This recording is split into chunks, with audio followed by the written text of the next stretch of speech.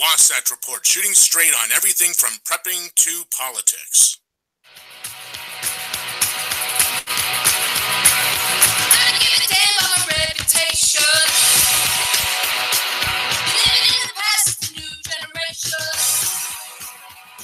Well, good morning, everybody, and welcome to the Wasatch Report. My name is Suzanne Sherman, and you have tuned into the Cerberus Radio Network.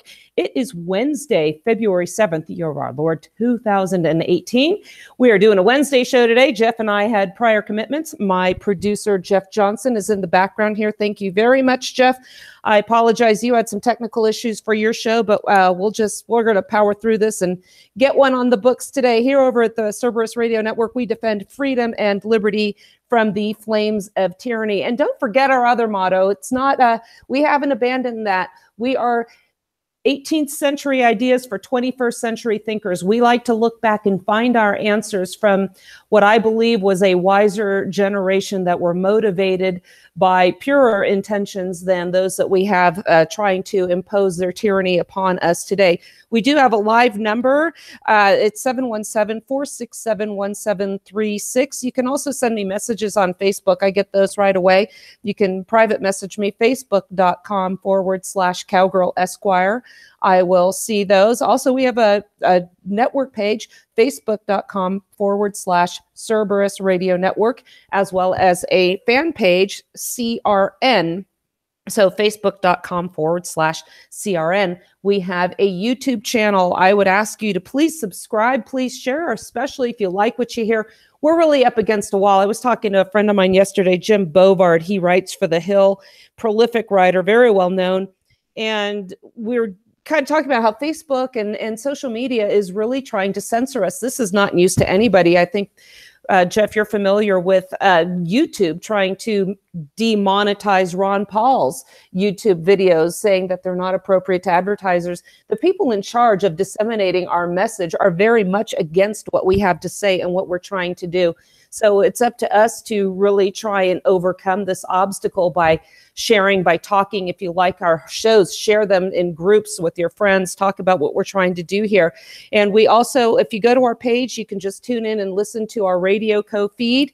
And here are other shows. We have The Paradigm Shift, which is usually right before mine, with Jeff Johnson, the owner of the network. He also has a show that he does with the other co-founder, Daniel Bailey, the Renegade and the Rambler show. They usually do that on Sunday evenings. Daniel Bailey has a show called The Bailey Report. We also have rebroadcasts of Brush Fires of Freedom, the show that comes from Tucson, Arizona. We also have from the 10th Amendment Center, Michael Maharry has some podcasts that he's been generous enough to have us share on our repertoire here of shows as well. And he has the Schiff Gold with Peter Schiff. If you're interested in learning about the benefits of investing in gold, that might be for you. So listen to those as well. I want to welcome new talent to our network. We have a show called The Other Side, and that is with Justin and Mike. They're two public school teachers, very sharp guys. In fact, last week I was able to join them and we did a show on introductory prepping. You know, this is something I seem to take for granted, but I hear time and time again, people still want to know how they can get started in preparedness. And I tell them, don't be intimidated. This is not a doomsday preppers thing. This is something that normal people can do. So we'll post that link up again and you can hear that. Quick announcement. You can also hear me on Tuesdays now on K-Talk Media out here in Sandy, Utah, on the Inside the News show with Paul Jensen and his co-host Jason Anderson. A gentleman who also joins us on Tuesday is going to be joining us momentarily. His name is Ben McClintock. He has an organization called Defending Utah. They do some great work out here. On Friday, I will be joining Scott Stallings and Shane Cole, also on K-Talk Media, and they have a show called Prepper Talk, and I will be discussing gun rights. How does gun rights relate to preparedness? You're going to find out. I combine prepping and politics. And sometimes the people in each group aren't really interested in hearing what is important. You know, preppers aren't really interested in talking about politics and vice versa. But this is an interesting topic because the reason why the Second Amendment and the Third, thinking about the militia were tied together, was really all about preparedness. And we'll get into that on Friday with Scott and Shane. I'm looking forward to that opportunity. But I don't want to make them wait any longer. I want to introduce to you a friend of mine out here in the Utah area. His name's Ben McClintock. He has an organization called Defending Utah. They're doing some great work. I want to introduce them to you, and we're going to talk about what Defending Utah is and some upcoming legislation that, even if you're not in Utah, will be of interest to you, because these sort of issues do come across from state to state. So the principles we're going to discuss, the proper role of government, will apply to you, even if you are not a resident of our state. That being said, Ben McClintock, welcome to the Wasatch Report. Hey, it's so good to join you. Yeah, thank you very much. Tell us a little bit about Defending Utah, what it is you're trying to do, and what made you decide to create this organization. Yeah, great. So essentially, we are an organization that's trying to organize together. We believe that education without action leads to frustration. It doesn't do you any good to understand what's going on and not do anything about it. We don't want to be the most informed person in the concentration camp, if you get my meaning. With this information that we have, we felt that it's important to organize together to be able to defend liberty. And so we have a long background. I've been involved in the liberty movement for the last 20 years, really heavily. I grew up in just being involved in politics, but really as an adult, being able to really get my hands dirty and actually not just talking about what's going on, but trying to influence both politicians.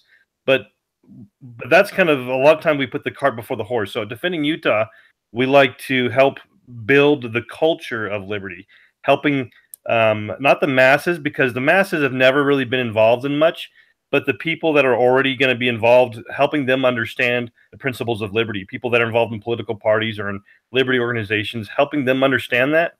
But not only that, not only understanding the principles of liberty, but understanding that the enemies of liberty it's not just like we're losing our liberties by accident. We go Republican, Democrat, but government gets bigger and bigger. And we recognize that this is happening on purpose. There's an old book called None Dare Call It Conspiracy. Well, we dare to call it a conspiracy, and recognizing that helps us to be more effective. This is not tinfoil hat stuff, folks. When we talk about government getting bigger by design, this has been ongoing for some time now. I tell people that the general government that was formed in the Philadelphia Convention and ratified in the various state constitutional conventions, the general government threw off its restraints before the ink was even dry on the parchment. McCulloch versus Maryland is a prime example. And I tell people that in that case, just a quick background, was the general government asserted authority over the states if they participated in an activity that affected another state. Now, this is in clear contravention to the restraints of the general government. If we had the information available to us, I believe, then that we do now, I think we would have had a mass exodus right then and there. That, and with the Whiskey Rebellion and how that was handled, I think this thing would have been a dead issue from that very point. But here we are today. We're still touting the principles of the Constitution in a system where the government itself refuses to respect the Constitution. But here what we have in Utah, Defending Utah, is an organization that does look to that for guidance, but also, again, preserving liberty. The proper role of government is to preserve liberty, not to provide health care, not to be the police of the free world, to keep the world free, defend democracy, and increase these debts. So that being said, exactly. I learned something about you the other day, Ben, that you are also a refugee, as is Paul Jensen. We are all refugees from the People's Republic of California. Now, when we talk about federalism, the essence of federalism is that each state was different. They were supposed to be different. And that gives us opportunities. This is why, I'm always on my soapbox ranting and raving against national reciprocity. If you have one national solution to any issue, you have no choices. If you go with federalism, you have 50. That's why defending Utah is so important. People that don't like California can come here and enjoy the freedoms that we don't have here. Here's the problem. Yeah. The progressivism. Go ahead. I'll let you talk. Oh, I'm sorry. You'd cut out, so I wasn't sure if you would. It's important. You know, in Utah, we have this mixture of Californians or people outside of Utah coming in. You've got some of them that are coming in, like you and I, that are coming in to escape the tyranny of California or other states. Then you have others that are coming in trying to make Utah like those states. And so it's a really dangerous thing that we're facing here, where they're trying to merge us and trying to make us exactly like those other states that they left for a reason. And we are seeing those same principles and same programs being implemented here. And we're trying to stave that off and trying to help people understand what made Utah a better place to begin with and why we need to preserve that and restore what we've lost.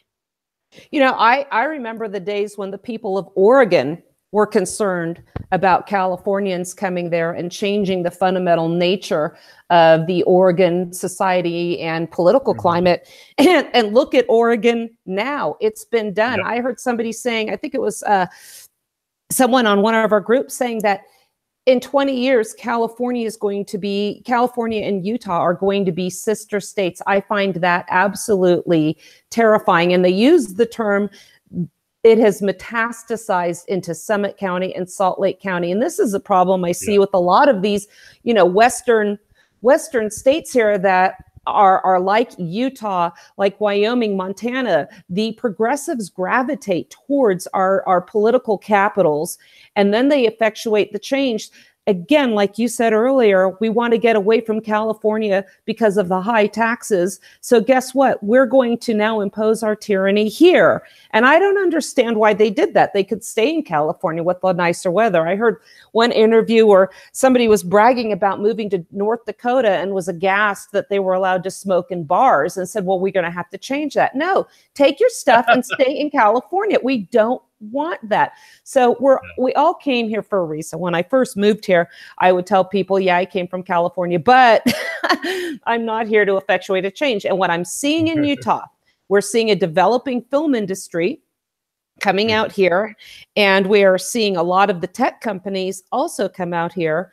With these business opportunities come these ideas. What do you see is some of the biggest threats overall? And then we'll take some time to get into specific items of eminent importance that are up and coming. We discussed some yesterday on Paul's show. I'd like to revisit those today. So the biggest challenge that we have right now, go ahead. Everything that you just talked about there it's by design. You know, the people, the tyrannical types, the big government types, they're not content with keeping their tyranny confined. Where they see liberty, they've got to go and destroy it. And so we have people in our state, like the governor and others, that are working to bring those types to Utah. So a lot of these programs that we're seeing with for your national audience, there's different regions that they're trying to actually merge with. Like Utah County and Salt Lake County, they're totally different. And so they're using this program to actually merge the two counties together, because helping that the California type of Salt Lake County merge into Utah County. And so they're using a lot of these tactics of bringing a lot of out-of-state entities to flood Utah with California, with the California mentality, because they feel that that'll be easier to shift the culture of Utah than trying to change the people in a slow, steady stream. And that's interesting. I think of it where you have kids in school, and you have the bad influence and you have the good kids. And unfortunately, the bad influence kids tend to affect adversely the kids that are trying to behave themselves. And I see that with the two counties. We saw just a case in point. Utah County Republican Party is having an event with Dr. Ron Paul. No. That's Iron County. Utah Iron County has Mitt Romney, which is okay. Okay, so we have one with Mitt Romney and one with Ron Paul. I'll let you get into that for a moment since I already botched it.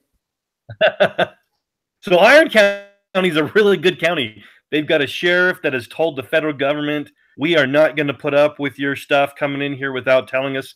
He's actually put the feds on notice that if they arrest somebody without coming to him, he's going to arrest them. And so the Republican Party there has actually invited Ron Paul to come speak to their Lincoln. Unfortunately, they still call it the Lincoln Day dinner, but you know what it is. What it is. I noticed that, yeah. And but then Utah County, because they're becoming so much like Salt Lake in California, they've invited the biggest status of them all, Mitt Romney, to come and be their keynote speaker.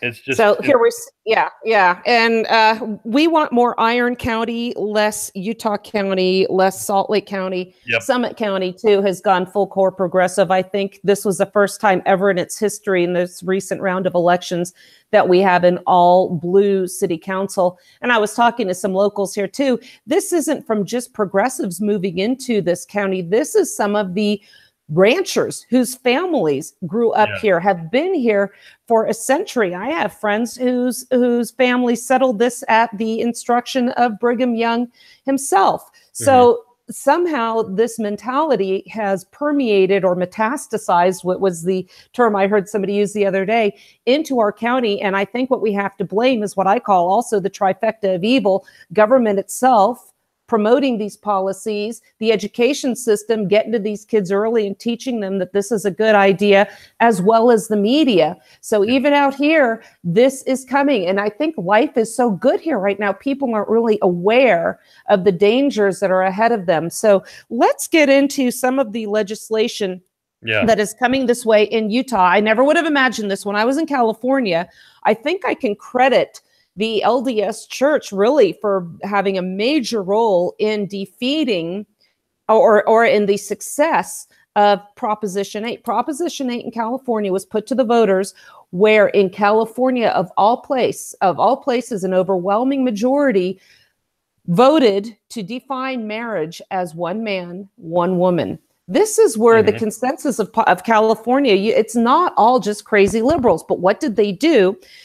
The progressives who always say, well, it's been settled. Roe versus Wade is settled. Gay marriage is settled. When they don't get their way, it's anything but settled. So they ran to the federal courts and had Proposition 8 overturned. And now California, of course, and this was before Obergefell. Again, the Supreme Court had no constitutional authority to hear this case whatsoever. So that's what we're looking at here. And let's talk about this case. Well, that's in California. Who cares? There's a case now or a bill coming up that we talked about yesterday, where any petitioner can go into a court of law and have their gender changed as easily as having a name change. Let's get into that bill and get into some of the pitfalls of that. Yeah, that was I don't have it in front of me. The Senate bill by Todd Weiler, and it would literally force a judge to falsify a government record, telling them that if somebody comes in and says that they're not the sex that they were born, that the government would be forced to falsify the report and put on there whatever sex that the person comes in and says they want to be.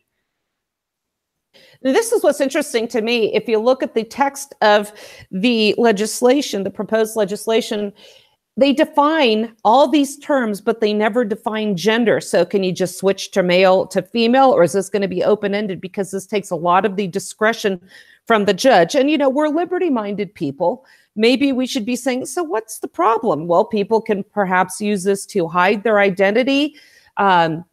You know, there are other pitfalls to this, and I'll let you explain that for a few minutes, and we're going to move on to a few of the others. Well, I think, you know, that's true. And we're like, we don't want to tell people what to do with their lives and all that kind of stuff. But this is a little bit different because it's, you know, it literally is a mental disorder. And so it's something, instead of enabling them through government, we shouldn't be using government to enable mental disorders. You know, facts are facts, and the government should be about just saying, this is what you are. I can't go in there and tell them that I'm the president of the United States and they have to put that on my birth certificate just because I believe it. Yeah, and we have all these mental health departments that are taxpayer funded. But then in the interest of political expediency for let's say what it is, it's a very small minority of the population, we're going to change this law. And again, once upon a time, homosexuality, and I don't really care what people do in the privacy of their own homes. I'm not going to judge. I don't care. Where I draw the line is where they try to impose this on my children, where they permeate the discussion of this and flaunt it in front of everybody. And it becomes a Marxist agenda. And so we have these mental health experts out there trying to promote mental health on the one hand, but on the other hand, we have mental disorders being enabled, like you said, at taxpayers' expense as well through the court system. And as you also mentioned, this is tantamount to perjury. So once upon a time, as I was alluding to a while back, homosexuality was considered by psychologists, the American Psychological Association, as a mental disorder. Thing is, you give the the Democrat Party enough money and they will champion anything. And that's what we're seeing now. So now it appears to be that they are getting most favored status. So, and what people can now do is have their birth certificate falsified, presented as we mentioned yesterday, to participate in sporting events against women. We're seeing what happens when women are in boxing events with males. They're getting physically harmed. Where are the women's rights activists now? Women are getting beaten in sporting events severely by males. Any thoughts on that before we move on? This idea that there's no difference between men and women actually goes back to the Bulgarian Illuminati. Get back to conspiracy. This isn't conspiracy, theory. This is a book that the founding fathers read called Proofs of the Conspiracy by James Robison, and their agenda was to distinguish man from beast by shape only. And so this is a part of that same program, is to make everybody think that there's no difference, but there is, and those differences are important to protect. And using law to be able to give men an unfair advantage over women is, like you said, the women rights people should be completely aghast at this.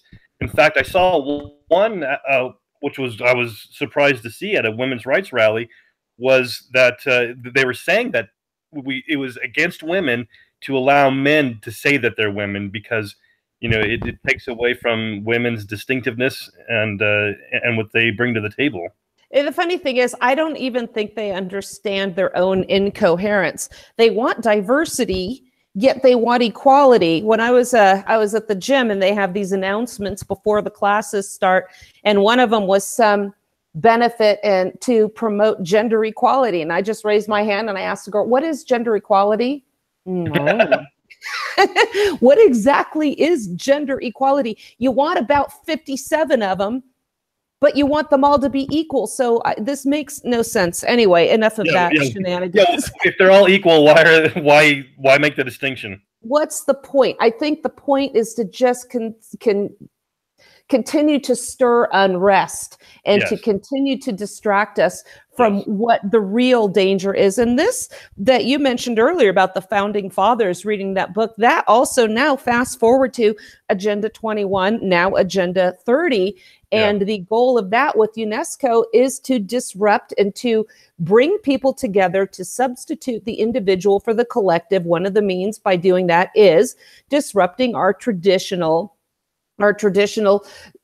means of living. So our traditional institutions such as marriage, well, the LGBTQ LMNOP community does that very well, as does the institution of school. Let's get, like Hillary Clinton said, we've got to get to these kids early. Well, what do you mean by that? Well, look what they're teaching these kids, So this is something that is real. It is not a conspiracy theory. They are trying to disrupt. There was a speech. I forgot this woman, but she said, "We are lying. Those of us that are saying that we want gay marriage to be enacted, it's a lie. We need to get rid of the institution of marriage altogether." Why? And this is a progressive mindset that you mentioned earlier. They cannot leave liberty. They cannot leave well enough alone. They see liberty and they want to squash it out like a bug, and we need to stand up. This is why your work is so important. Before we get to some of the other bits of legislation, I just want to remind everybody, I've got Ben McClintock from Defending Utah with me. Ben, how can people follow you on Defending Utah? I know you have a Facebook page, facebook.com/Defending Utah, one word. Is there a website, and how can they help and contribute? So defendingutah.org. We also have a YouTube channel, and we've been really pleased and just blessed by all of the people listening that we are the #1 Utah-based liberty organization on YouTube. We've got more subscribers than other organizations with millions of dollars in their budget compared to what we have. And so we've just been grateful that people have responded to our message. And if you go to defendingutah.org, we have a couple of different things. If you go on to the membership tab, you can support our work and get the newsletter and other exclusive trainings and whatnot. And then also we have our Liberty store where you can buy materials to help educate yourself, and then share it with other people to help them understand what's really going on. Yes, and I plan to, now that things have finally quieted down for me over here, get together with you, and we're going to put our heads together. There is a lot of liberty-minded talent out here in Utah. We've got Defending Utah, Libertas Institute. Those of you who listen to my show on the Crusade channel, I had Connor Boyack on there with me for an entire hour talking about liberty and homeschooling. And we're all going to be organizing out here. We've got Craig Bowden running for United States Senate, trying to defeat Orrin Hatch. He's a libertarian. Well, I would love to see him get in there. Yesterday, we talked about a bit of legislation that imposes upon citizens a duty to assist police officers in a time of emergencies. This is another one of those acts that says, well, this is fantastic. If a police officer needs help, this is good. We should help them. You know, blue lives matter. So what are the downsides to this? What is this bill? Well, the most obvious, that's HB 125 in the state legislature. And one of the most obvious problems is, what if you don't hear them ask for help? You are now criminally liable. You can be charged and actually go to jail for not helping an officer if you didn't hear him. Secondly, you know, with all of the laws that are on the books, if you see an officer, you know, or implementing an unjust law, and now you're compelled to violate your conscience to help him oppress somebody else, that's just morally wrong. I think that's a clear violation of the First Amendment. So what's interesting to me too is, yes, if you do not hear this, or if you misunderstand, or again, if you choose, what if you choose because of your conscientious objection to seeing them oppress somebody else? You know, if I see somebody maybe doing a field sobriety check or at some sort of other issue, I don't want to have to be compelled to do what may or may not be the right thing. Now, they also have a Good Samaritan statute in here, a caveat to this, that you will not be civilly liable unless, and this is a caveat, you have exhibited gross negligence. Well, you are still going to be subject to a lawsuit if you exhibit gross negligence. And if you are subjected to a lawsuit, it's incumbent upon you to prove that you weren't at that point. You still have to answer a lawsuit. And yesterday on the show, I was giving an example of an incident that happened in Baton Rouge, Louisiana, where an off-duty police officer who was doing a funeral escort pulled over a man who had gotten in the way and disrupted the funeral procession. And when he pulled him over, the gentleman tried to bribe the police officer. At that point, he tried to put this man under arrest. The man was big. He was a bodybuilder and they're thinking that he was on steroids. He started beating the police officer. The officer was on his back. His face had multiple fractures and contusions. They were wrestling for his gun. He was trying to slam his Glock into the pavement multiple times in an effort to jam it so he couldn't fire. There were people standing around. If this man had gotten hold of the firearm, the police would have been shot, and who knows who else would have been shot as well. A Good Samaritan with a concealed carry permit came out from a parking lot. This was a man with severe back issues from an accident. He walked with a cane. Numerous times He warned this man, who again was straddled over the police officer on the ground, to stop what he was doing. He shot him, I think, 2 or 3 times in the upper body. Finally, it took a shot to the head to get him to stop beating this man. The Good Samaritan, the police officer, were both white. The shooting, I can't call him a victim.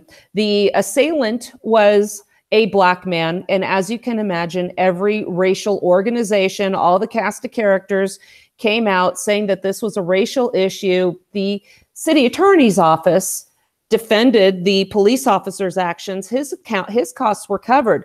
This gentleman who saved the officer and possibly others' life was called a racist. He had to defend himself. And one of the people, I didn't get into this yesterday, but one of the people who sued him was the ex-girlfriend of the police officer's assailant, who, by the way, had a restraining order against him for violence. He kidnapped her and beat her, and she was suing him. Remember, there's a restraining order for loss of consortium. So when you come to the aid of a police officer or anybody else, just remember that there will be some liabilities. If you have to fire your gun, a lot of us here, it is a shall issue state. You can also open carry. Where does this end? And what if you choose not to fire your gun to save a police officer? I think what this does, like many other of these feel-good laws, simply ensnares law-abiding citizens and make them criminals by no more than legislative fiat. And I think yesterday we also talked about a situation where a gentleman was drowning and two guys just watched him and laughed and recorded the whole thing. So there's a happy medium, but it does not have to come from the government mandating that we assist others in need. It's too bad we think we have to. It's too bad that sometimes we do have to. But again, I prefer to have less laws. Any more thoughts on that one from you? Can I ask Ben a question on this, Suzanne? This is Jeff Johnson, Suzanne's producer. Ben, is there any codicil or anything in there that will protect people? Say in this instance where this is there's a gun involved with this guy beating this police officer. The gun's out, and it's actually in play. If you hear his cries for help and you don't help in an armed conflict because you're unarmed. Right. Is there anything that protects those people that don't go in and jump into that armed conflict, but unarmed and knowing that they could be killed? It's actually a short bill, and so there's not a lot in there to be able to look through. And the only thing it says grossly negligent, and so it would be there's no protections for anybody they are all still subject to lawsuits. They would, just like Suzanne said, they would have to defend themselves in court. No, there's no protections for the Good Samaritan. Let's move on. There's also a case. Just real quick, I wanted to respond to you, Suzanne, on that. Sure. It's you give the example, and this is exactly goes to the core of what we're trying to do at Defending Utah. You have those kids that are laughing at somebody drowning. That's a cultural problem. No amount of laws can change morality of the people. If that's our issue as a society where the people are just laughing at somebody in need, no law is going to fix that. We need to change as a people. And so we need to actually get more involved in our community to help rebuild our moral fiber. We can't have the government coming in and forcing people to be good. I mean, that's just, it doesn't work. And the more government involvement we have in raising our children, keeping them outside of the home, the worse this culture becomes. And yes, that was a cultural problem that we saw on that one. I believe there's another one as well that has to do with our right to self-defense and taking out the issue of a duty to retreat. Am I correct on that one? We didn't get to it yesterday. Yeah, that's HB 129. And so right now, a judge or a prosecutor, if you are needing to defend yourself right now, if you had an opportunity to retreat, they could prosecute you for illegally defending yourself and your property. But under this bill, you would actually be able to, you wouldn't be forced to retreat. This is important. And to defend yourself. I'm surprised we even have this issue in Utah. So I'm glad that they are addressing this, because again, you might have an ability to retreat, but again, anytime that you turn your back on or ignore the a potentially deadly threat, you are putting your own life at risk. Exactly. And again, the justification for the use of deadly force is a fear of imminent and immediate serious bodily harm or death to yourself or to others. And applying the reasonable person test, would a reasonable person under same or similar circumstances consider themselves to be under that threat? That is enough. We do not need to allow them the rebuttable presumption that you should have retreated. Once again, we're allowing a lot of individuals, again, as we get more anti-gun people in government, as we're seeing, and you get an anti-gun DA involved in the case, it's going to make it difficult. So I fully support HB 129 as defending Utah. Go ahead. That's what we found in Utah, especially, is that, you know, the legislature and the government, they'll quote unquote defend your right to have a gun as long as you're just using it for collecting or for hunting. As soon as you use it to defend yourself, they will want to throw the full force of law against you. There's a guy, an example that we covered at defendingutah.org in Provo, of him defending himself against people that would not leave his property and would not identify themselves. He just pulled out a gun and to show that if they didn't recognize his property rights, that he would defend himself. He didn't point it at anybody. He just showed it and said, "I will," said, "Get off my property." Now the police in Provo come in and want to throw the guy in jail and remove his right to have a gun for the rest of his life. And so it's things like this that are very much needed because of the fundamentally anti-gun nature of government. I've been following that case as well. I thought he exercised tremendous restraint. Yes. Because they would not leave. Again, how hard is it to identify themselves as well? I think we have another one, and then about thought crimes, as opposed to, we have some hate crime legislation here. Yep. That's Senate Bill 86 by Senator Thatcher. And this has been brought up year after year. And in Utah, this is a tactic that that the statists use. Is they recognize that you have to be Republican to get elected to many positions in the state of Utah.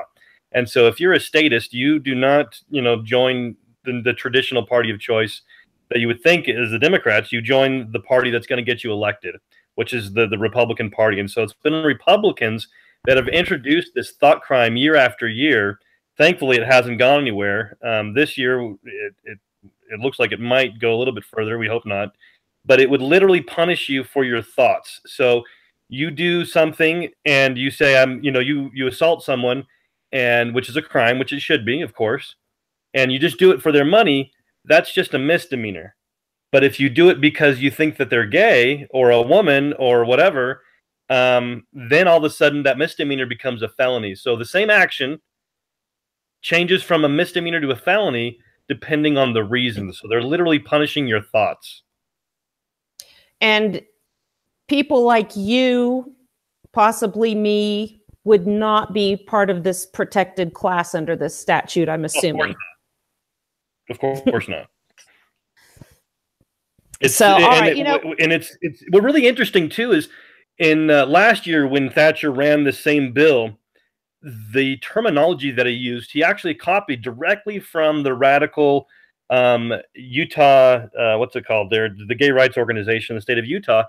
They called thought crimes a terrorist action. So it's terrorism now is what they want to link it to. And so you go down that road, all of a sudden, your thoughts become a terrorist action.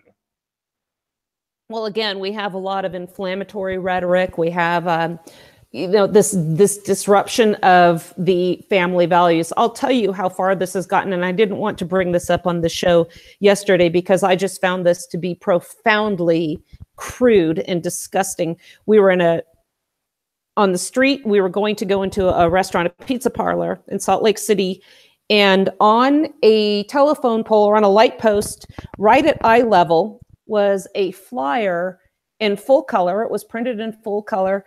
and it was some anal fruit party they were advertising.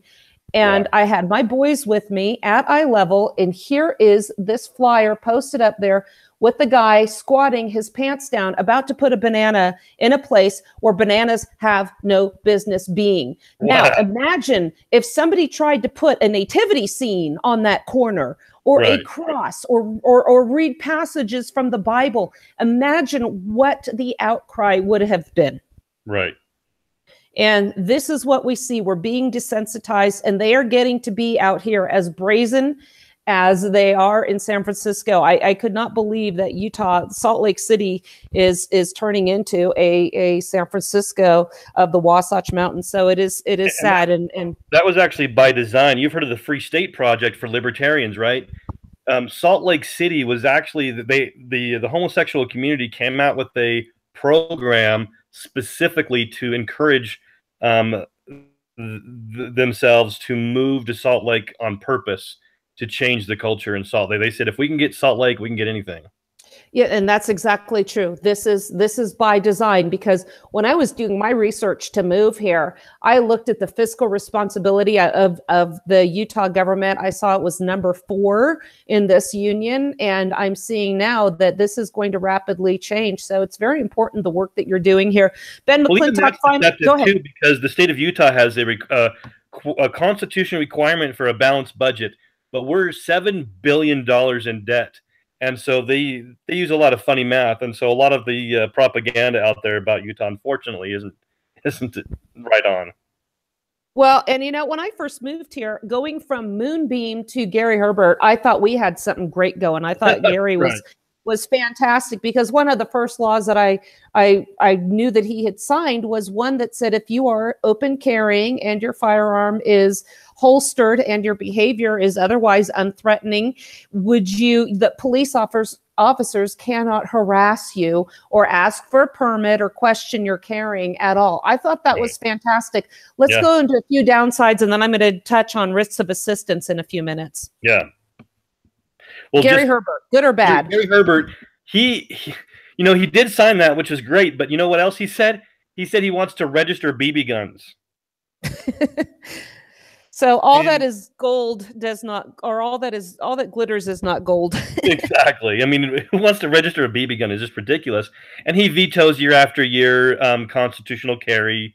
And I mean, it's all a show. He just last year, he was recorded telling a group of lobbyists that he is, quote, available Jones, and a reference to an old comic strip that would a guy that would do anything for money, basically saying, you donate 25 grand, you've got a meeting at my door, and we'll get what you want done.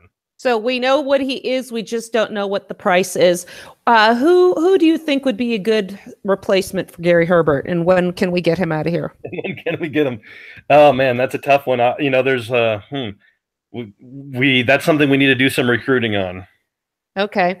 All right, my friend, I will let you go. We are going to discuss some writs of assistance. Jeff, I think we'll take a quick break. I'll reset the table. Defending Utah, Bill McClintock, please, defendingutah.org. Go to Facebook, Defending Utah, and follow what they're doing. They're doing some great work, and subscribe to the YouTube channel. We're going to take a break. This is the Wasatch Report on the Cerberus Radio Network, defending freedom and liberty from the flames of tyranny.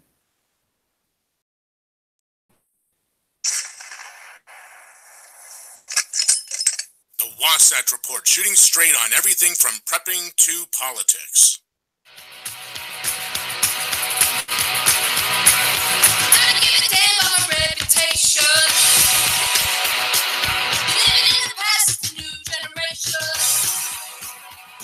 Well, good morning, everybody, and welcome to the Wasatch Report. My name is Suzanne Sherman, and you have tuned into the Cerberus Radio Network. It is Wednesday, February 7th, year of our Lord, 2018. We are doing a Wednesday show today. Jeff and I had prior commitments. My producer, Jeff Johnson, is in the background here. Thank you very much, Jeff.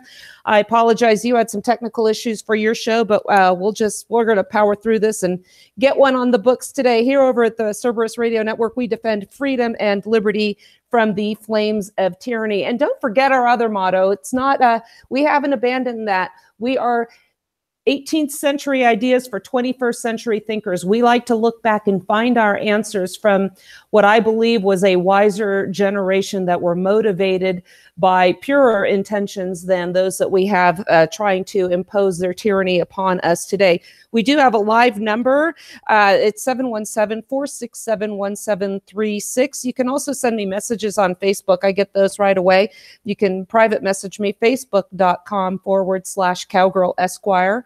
I will see those. Also, we have a network page, facebook.com/Cerberus Radio Network, as well as a fan page, CRN.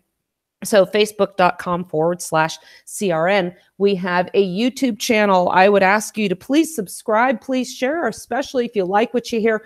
We're really up against a wall. I was talking to a friend of mine yesterday, Jim Bovard. He writes for The Hill, prolific writer, very well known. And we're kind of talking about how Facebook and social media is really trying to censor us. This is not news to anybody. I think, Jeff, you're familiar with YouTube trying to demonetize Ron Paul's YouTube videos, saying that they're not appropriate to advertisers. The people in charge of disseminating our message are very much against what we have to say and what we're trying to do. So it's up to us to really try and overcome this obstacle by sharing, by talking. If you like our shows, share them in groups with your friends, talk about what we're trying to do here. And we also, if you go to our page, you can just tune in and listen to our radio co-feed and hear our other shows. We have The Paradigm Shift, which is usually right before mine, with Jeff Johnson, the owner of the network. He also has a show that he does with the other co-founder, Daniel Bailey, the Renegade and the Rambler show. They usually do that on Sunday evenings. Daniel Bailey has a show called The Bailey Report.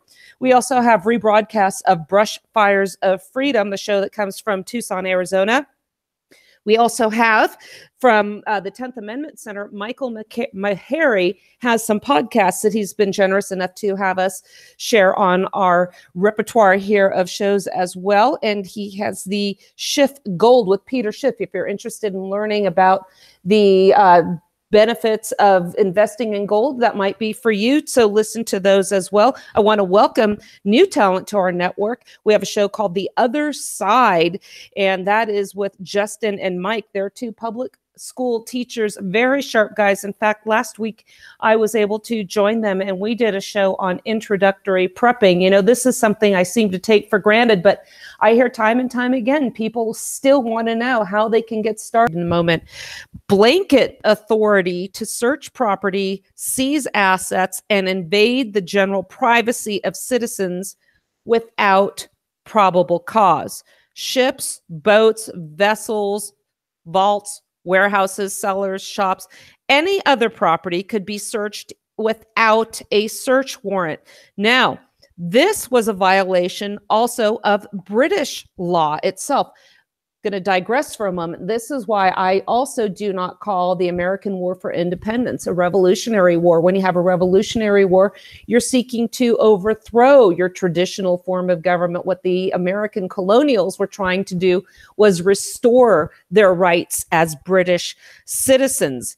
Unlike general search warrants that have to be approved by a judge, the writs of assistance, and these are the two egregious factors of these writs, did not expire, and they did not require an itemized list of items to be seized. And these two factors made them especially contemptible, and as Dave Benner says, rousing the indignation of those who believed that traditional liberty was rooted in the inviolability of property rights. So they were really used as a mechanism to enforce the tax policies that the British government imposed upon the American colonials. They helped enforce, they also helped enforce the British monopolies. James Otis Jr. fought against these in a famous court case in Boston, Massachusetts, at the Old State House of Boston. He said that these were the worst instrument of arbitrary power. Remember, Patrick Henry said that only representatives could tax a population, elected representative officials. So James Otis Jr. fought diligently against this policy. He argued for hours against these practices, that they violated the British law themselves, and he exposed these writs of assistance as violating individual rights.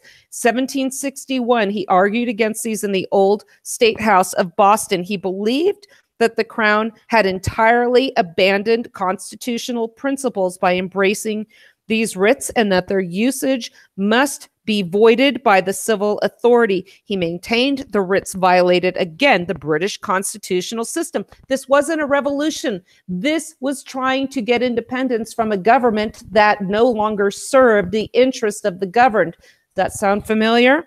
Massachusetts, this brought forth irreconcilable conflict between Massachusetts and the general government.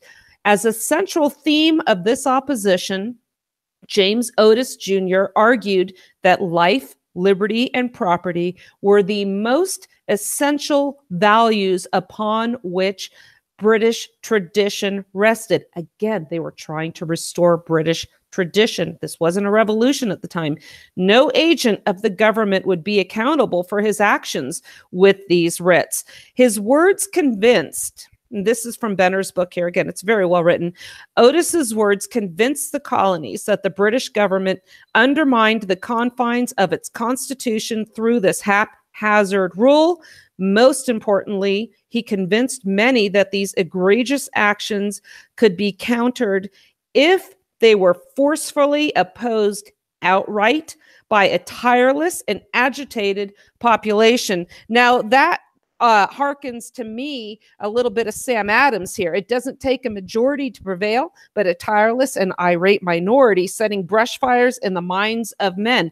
So think about the mentality that these people had. Compare that to what we have today. A lot of feigned, outraged indignation on both sides. We're going to try and get into that if I don't run out of time here with the release of the FISA memo. 5 judges, he challenged this in court in Boston. 5 judges decided to uphold the constitutionality of the writs. And while he did lose this case, there was a young politician who was so moved by this persuasive power of his words, he wrote that American independence was then and there born. Those were the words of John Adams. So now let's read the text of the Fourth Amendment and compare that to the policy of writs of assistance.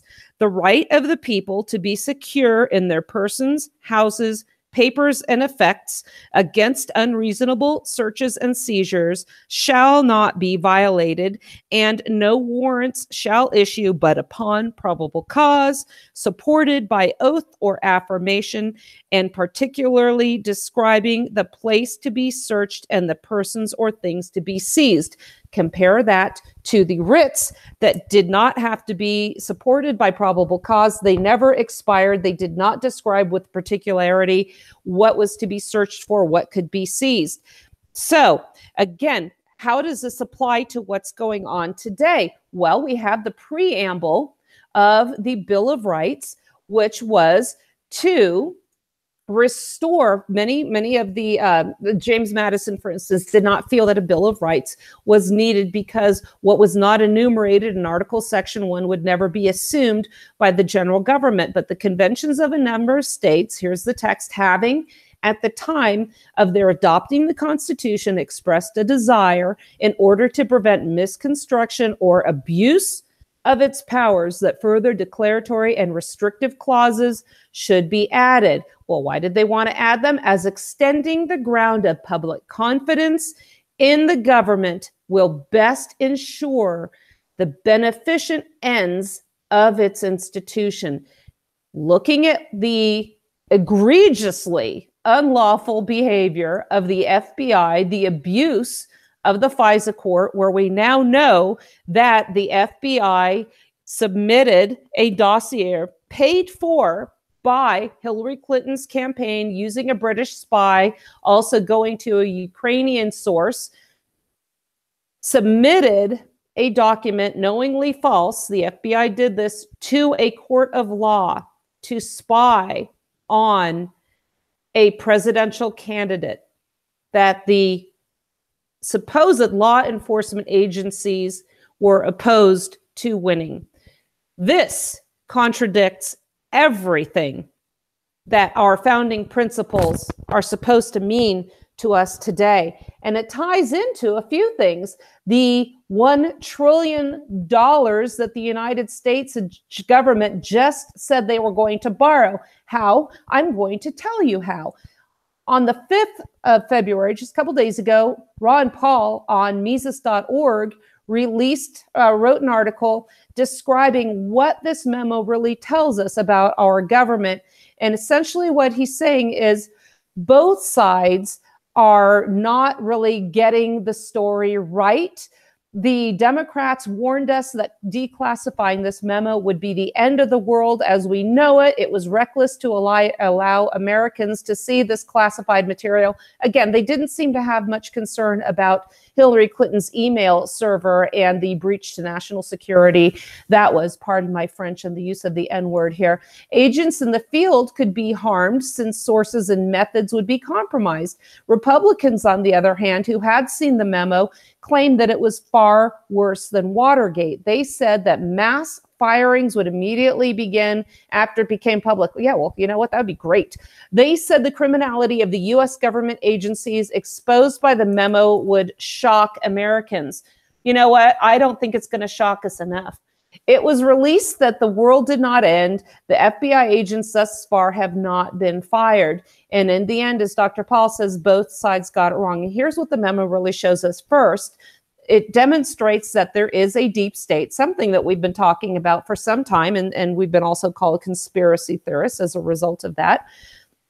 Candidate Trump promised that he was going to get along with Russia and reassess NATO so many years after the end of the Cold War. We're threatening to a Washington that depends on creating enemies to sustain the fear needed to justify $1 trillion yearly military budget. Now, again, we just promised to borrow $1 trillion to fund what? Our military industrial complex. The deep state was threatened by Donald Trump's campaign promises to have the policy of more non-interventionism. We knew that they weren't going to like that. Imagine if he kept his campaign promises when he became president, without the Russia threat and without the China threat and without the need to dump billions into NATO, we might actually have reaped what he calls a peace dividend more than a quarter century after the Cold War. And folks, this is really what many of us elected him to do. Second, the memo shows that neither Republicans nor Democrats really care much about surveillance abuse when Americans are the victims. How long has this been going on? It is clear that the FISA abuse, according to this article, detailed in the memo that was well known to Republicans, that they still went ahead and funded this. So both parties suppressed the evidence of FBI abuse of the FISA process. Again, they knowingly submitted false justification for a warrant to this court. Also, the FISA court, I think, approves 99.99998% of the requests for warrants. So it's really just a rubber stamp to the DOJ.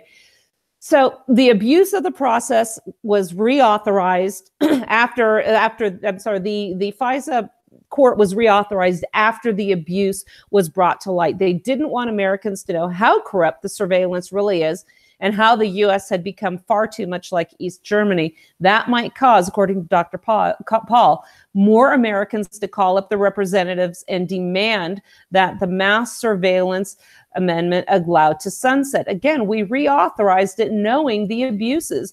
Chairman Nunes was the biggest cheerleader for the extension of FISA amendments, even as he knew how terribly the process had been abused. Finally, as I wrap up the show here, hawks on both sides of the aisle used Russiagate as an excuse to build animosity towards Russia among average Americans, knowing the classified information that there was no basis for claims that the Trump administration was put into office with Moscow's assistance. And to that, you know what? I would say, so what? It's not a crime. And not only that, we interfere in elections around this globe. It would so what's good for the goose is good for the gander here. So the neocons in both parties will soon find another excuse for keeping us terrified and ready to flush away $1 trillion a year. So folks, this is all tied towards the need to have a huge budget, military spending, a boogeyman. This is the complete opposite of what liberty is. It brings our government, the egregious abuse of our privacy. They ignore our liberty. As this government continues to expand, the larger a government, the less representative a government is, the more draconian it becomes in its efforts to control us. So I want to thank you for tuning in today. Jeff Johnson, thank you so much for producing the show. I really appreciate your efforts. Ben McClintock from Defending Utah with me today. You can hear me tomorrow. I have Dan Fisher on Inside the News on K-Talk Radio. He will be on at 11 o'clock Eastern Time. He's running for governor of the state of Oklahoma on a platform to abolish human abortion. So I hope you catch me then. I'll also be on K-Talk Friday, Prepper Talk Radio, 2 p.m. Mountain Standard Time. Thanks for joining me today. The Wasatch Report here on the Cerberus Radio Network, defending liberty and freedom from the flames of tyranny. Boy, the way Glenn Miller played songs that made the hit parade. Guys like us, we had it made. Those were the days. And you knew who you were then. Girls were girls and men were men. Mister, we could use a man like Herbert Hoover again. Didn't need no welfare state. Everybody pulled his weight. Gee, our old LaSalle ran great. Those were the